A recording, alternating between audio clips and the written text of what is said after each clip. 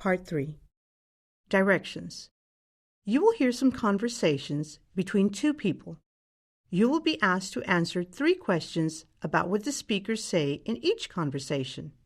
Select the best response for each question and mark the letter A, B, C, or D on your answer sheet. The conversations will not be printed in your test book and will be spoken only one time. Questions 41 through 43 refer to this conversation. Hi, I'm sorry I'm late. The traffic on 35E was impossible. Really? But it's not even rush hour. I know, but it's summertime and there's a lot of construction. Well, anyway, I suppose we shouldn't waste any more time. We've got a lot of work today before the big presentation tomorrow. Oh, I cannot wait until it's all over and done with. I have such a fear of public speaking. What's there to be afraid of? You know the material better than anyone in the class. It's all mental. It has nothing to do with the material. But whenever I stand up in front of other people, I start trembling. My mouth goes dry, I start stuttering, and I also fidget with my hands. Now you're making me nervous. We better practice a lot. Certainly the content is more important than delivery, but people need to understand what you are saying. Okay, let's finish putting together the last of the pages for the PowerPoint presentation, and then we'll rehearse until it's perfect. If I say the presentation enough times, I think the words will flow easier tomorrow. Okay, let's get cracking. 41. What is the reason for the traffic on 35E?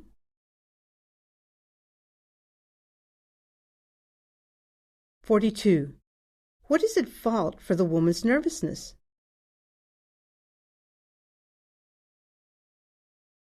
(43) What, according to the man, is the most important part of the presentation?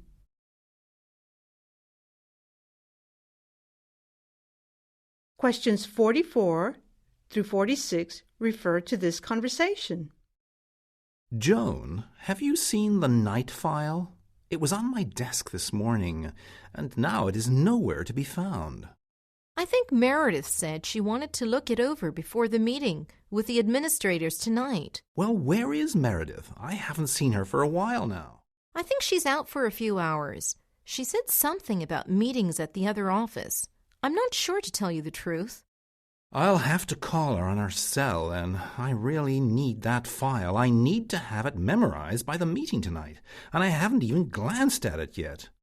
Okay, call her. But be warned, she always turns her phone off when she's in meetings. Oh, no. Well, I suppose it's my own fault for saving it until the very last moment. She probably assumed that I had already looked at it, considering it's been in my possession for the last 3 days. So what are you going to do if you don't get a chance to read it? Wing it, I guess, and let Meredith do most of the talking. 44. Why does the man want to find Joan? 45. What is the man upset about? 46. What will the man probably do at the meeting tonight?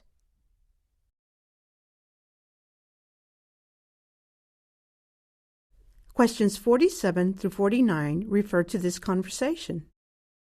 How did the interview go? Do you feel confident? I honestly have no idea what to think about the interview. What do you mean? I was extremely nervous. My palms were sweaty and I stuttered on almost every question. You don't strike me as the type of person who gets flustered.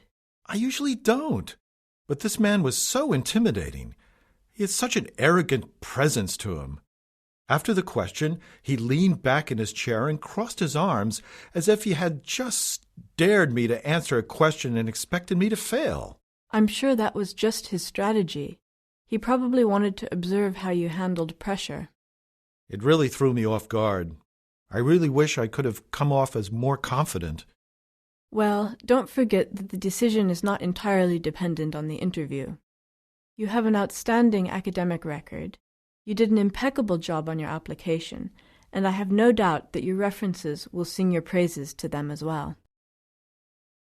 47. What effect did the interviewer have on the man?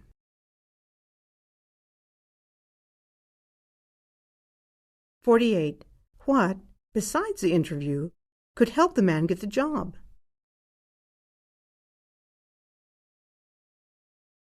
(49) What is the woman's opinion?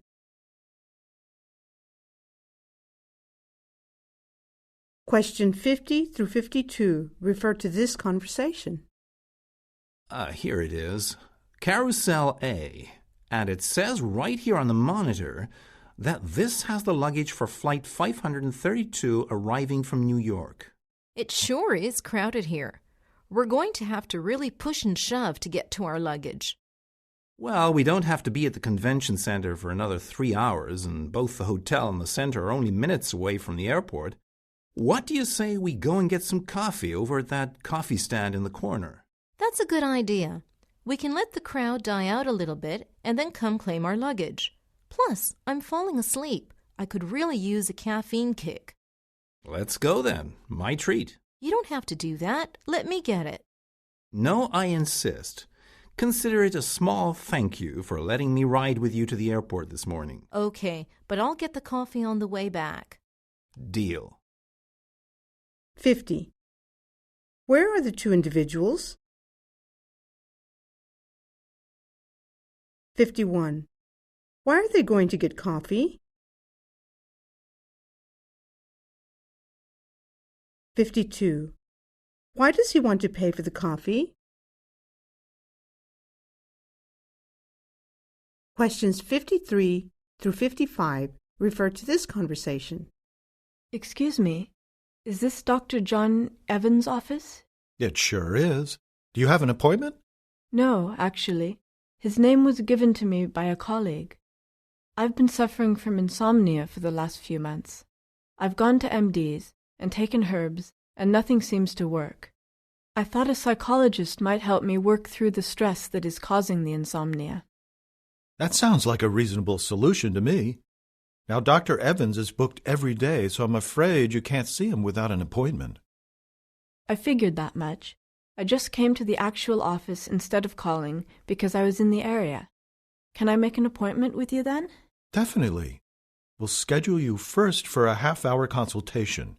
After that consultation, Dr. Evans will suggest how often you should come, and we'll schedule accordingly. That sounds good. When can I get an appointment? Usually he's booked for weeks straight, but fortunately for you, he just had a cancellation for this Friday at 2. Can you make it? I'll be there. 53. Who referred the woman to Dr. Evans? 54. Why does the woman want to be Dr. Evans' patient? 55. When will she actually see Dr. Evans?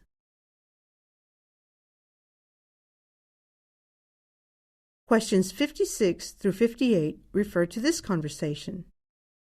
Are you just getting back from work now? It's late. I know. I had the greatest day, though. You are the only person I know who comes back from 14 hours of work and calls it a great day. Well, this new job is very exciting for me. It's the first time I'm doing something I actually love, and I am talented at. So, why was it such a great day?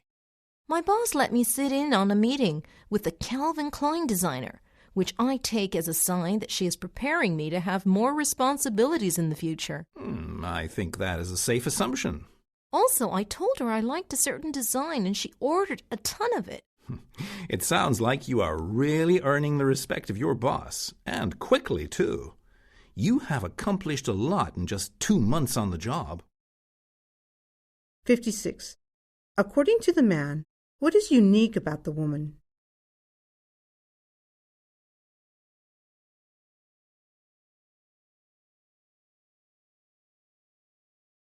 57. What does going to the Calvin Klein meeting probably mean for the woman?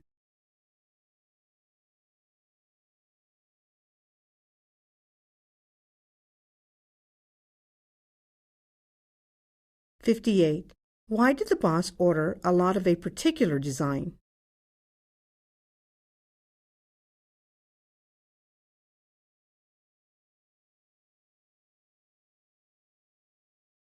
Questions 59 through 61 refer to this conversation.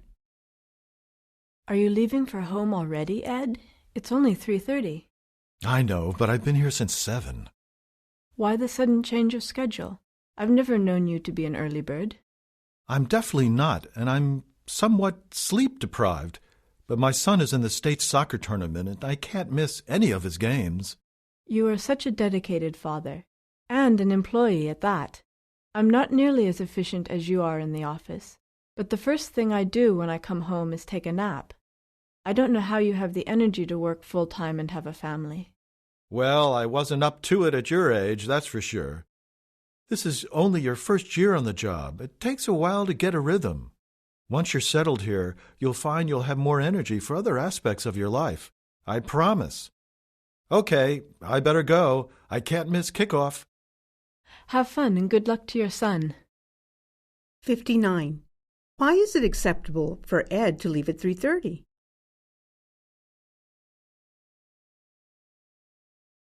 (60) What does the woman admire about the man?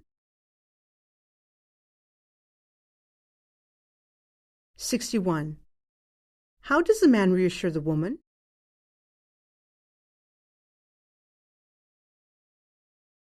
Questions 62 through 64 refer to this conversation. Adam, hi. What are you doing here? Since you weren't answering any of your calls, I thought I'd make a home visit. I know, I'm sorry. I know you are looking for this week's column, and I know I'm past deadline. It's just that I had some family things come up this week, and I'm a little behind schedule. Jenny, you are always past deadline. And although, as your editor, that used to stress me out a lot, I've grown accustomed to it the last few years. Well, then what is this about? Is something wrong? Well, a publishing company contacted me a week ago with an interest in turning your columns into a book. I promised to set up a meeting between you and them by the end of the week, but then again, I didn't expect you to be avoiding my calls for 7 days straight. Are you serious? Yes, I'm serious.